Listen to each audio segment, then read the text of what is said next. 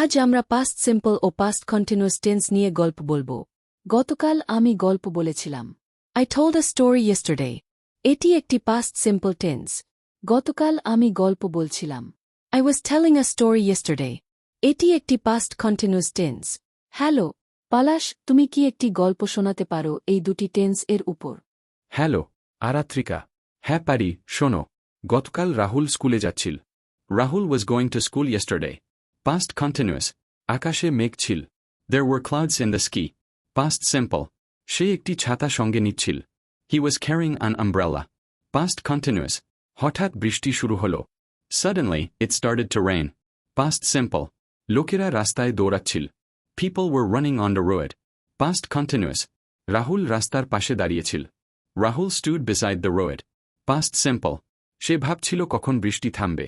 He was thinking when the rain would stop. Past continuous, বৃষ্টির পর সে আবার হাঁটতে শুরু করল। After the rain, he started walking again. Past simple, কেমন লাগলো আরাত্রিকা? ওয়াও, খুব ভালো। থ্যাংক ইউ পলাশ। এরকম আরও সুন্দর ও সহজ ইংরেজি শেখার ভিডিও পেতে আমাদের ফলো করুন ও সাবস্ক্রাইব করুন। শেখা হবে মজায়, ইংরেজি হবে সহজ। নতুন ভিডিওর আপডেট পেতে বেল আইকনে ক্লিক করতে ভুলবেন না। ধন্যবাদ।